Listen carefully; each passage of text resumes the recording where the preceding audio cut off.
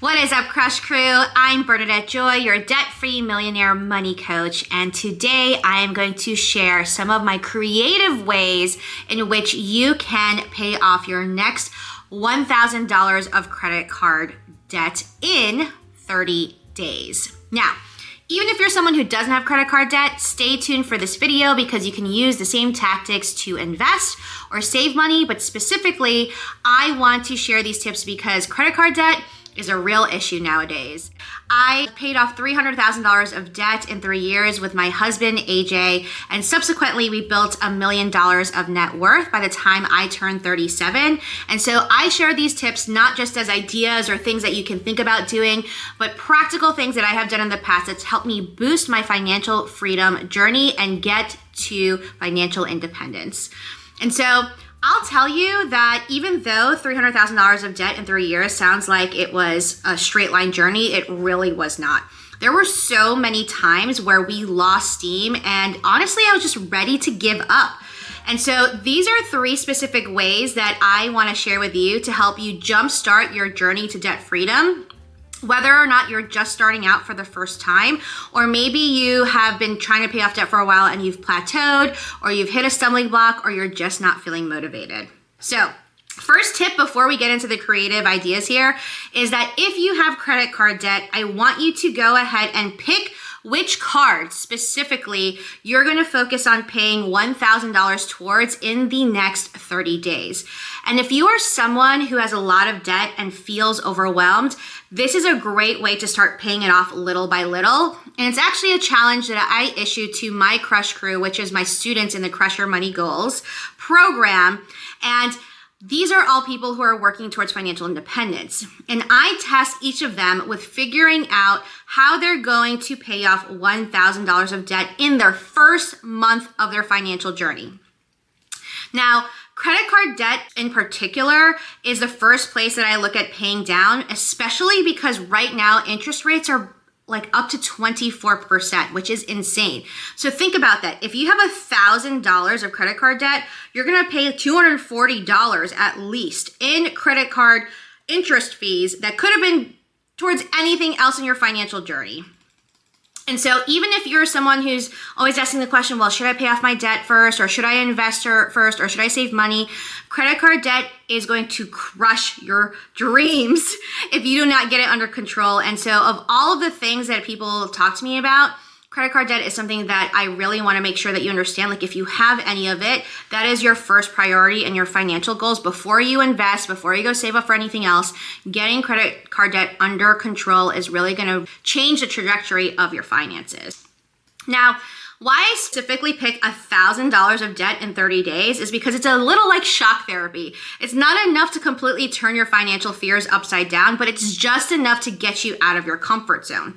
And it's a challenge specifically for cash hoarders, for people who like to stash cash into savings accounts and not spend it because they may have enough cash to pay off this debt. But oftentimes I see a lot of people who are afraid or conditioned to keep money in a bank account even when they're paying a ton of interest on debt. The first thing that I want you to stay starting today is I am smart enough to figure out and find $33 a day. For those of you who do not have $1,000 of cash immediately available, I want to break down that amount so that tackling this is going to feel a lot more doable. So in a given month, $1,000 would be about $250 a week, or in 30 days would be about $33 a day. And so if you're feeling overwhelmed about paying off your first $1,000, you might say, you know what, I don't know how to figure out $1,000, but I certainly can figure out, and I'm smart enough to figure out how I can save or find an extra $33 every day to put towards paying down my debt. So some of my past students have gotten really creative when tasked with the challenge of $33 a day. Some of them cut small purchases like eating out or shopping. Some of them sold clothes, jewelry, stuff collecting dust, old furniture, things that you've been meaning to put on Facebook Marketplace for a while and just never got around to it. They suddenly felt more motivated to do that when they thought, well, you know what? Let me try to hit my $33 a day target. A lot of my students negotiated their balances with their credit card companies, and that can be literally picking up the phone and calling your credit card company and asking them if they have any flexibility on lowering your interest rates or lowering your balances, or offering to pay some portion up front in exchange for lowering some of the fees that they've had in the past. One of my other students shopped around their car insurance and their home insurance and was able to find several $100s just by switching providers for those insurance accounts. And of course, canceling streaming services. And in particular, I'll tell you this is, if you have to cut things out of your budget in order to pay down your debt, just think of them as temporary. Don't think of them as, oh my gosh, I can't have this thing ever again. So right now, while you're working on paying down debt, think about all those subscriptions that you might be paying for, the Netflix and the Disney Plus and the Sirius and all the things that you might be paying for right now that honestly, you can let go of, and if you miss them, then just get them back later. It's not like it's gonna be a huge deal to try to get back those services. But what I found is that I've seen clients who are paying literally hundreds of dollars for random streaming services and subscriptions, anything from not just the streaming services, but those Hello Fresh boxes or those clothing subscriptions. They really started adding up, and when we started taking away all the subscriptions, we found hundreds of dollars. So definitely take a look at your subscriptions and see if there's any of them that you can do without temporarily. And then when you become debt free, consider if you want to get those back again. Now, the next tip I want to share to jumpstart your $1,000 of paying down debt is to jumpstart your planning with a 7-day money cleanse. What I mean by a money cleanse is it's kind of like a juice cleanse, except for your spending habits and not just your gut health. And so the debt-free community sometimes interprets this as a no spend week. But honestly, I don't like that terminology because it makes it feel like it's way more restrictive rather than restorative. So instead of saying, oh, I can't spend any money, set aside an allowance for necessities and give yourself permission to buy what you deem necessary in that week. So for instance, if you need to purchase groceries, you can go ahead and buy them, but make sure you have a set amount that you're sticking to in the groceries. Then during the week, if there's something you want to buy that isn't necessary, here's the key. I want you to write it down, maybe grab a little notebook and carry it around with you, or make notes in your phone and write it down along with the price. So let's say you saw like great snacks at Trader Joe's and they were $5.37 and you decided, I'm not gonna buy these right now, but I'm gonna write it down with the price. Snacks, $5.37.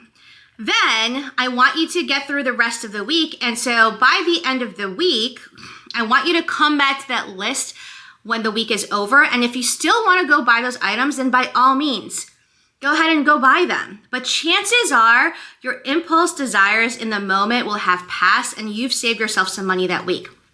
What you're going to do with that list is you're going to add up the total you would have spent on these items you chose not to buy and put it towards paying off your debt instead.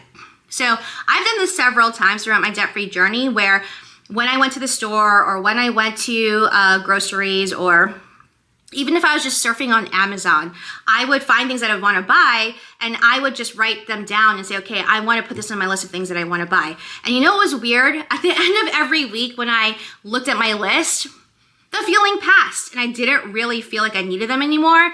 But the key here is to actually take the money that you would have spent and use it to pay down your credit card debt, so that you are training your brain to say, no, I didn't just say that I was going to save the money. I'm actually going to go use the money to pay down my debt.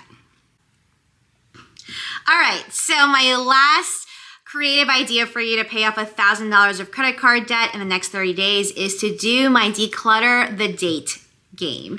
And it is a fun challenge that I do, not even when I'm no longer debt free, but also when I'm trying to save up extra money or trying to put in some money towards a savings goal. And so specifically what I like about this is that we are also decluttering our house. And if you get to know me in future videos, you'll know that I'm pretty big on the minimalist lifestyle, not to the extent that I only have like one cup and one pair of shoes, but I like to keep my place really neat and tidy. And so the Declutter the Date game is pretty simple. It's a challenge to be able to get rid of items that you no longer need in your house and also pay down your debt by decluttering depending on the date. So how this works is that for every date of the month, you're going to take that date and you're going to get rid of one item in your house that you no longer need, and then also pay that amount towards your debt. So for example, if it is October 1st, on that first day, you're gonna find one item in your house that you wanna get rid of, and then you're also gonna pay $1 towards your debt. On day 2, you're gonna get rid of 2 items and pay $2 down towards your debt. So on and so forth until you get to the 30th or 31st day of the month. Why this is important in terms of also decluttering while paying down your debt is that I noticed that I tend to buy a lot of things really impulsively.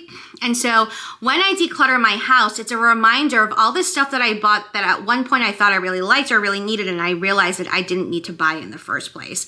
What I found is that it doesn't have to also be like this huge amount of things or valuable items. It could be just like stacks of paper you've been meaning to shred. It could be old packets of hot sauce in your drawer from fast food. It could be getting rid of expired stuff in your fridge. It's just a way to be able to put some parameters around decluttering your house, but also when you pair it with paying down your debt, by the end of the month, if you stick to every day in a given month, let's say for 30 days, you will have gotten rid of 465 items in your household, and you would also get rid of $465 of debt without really breaking a sweat.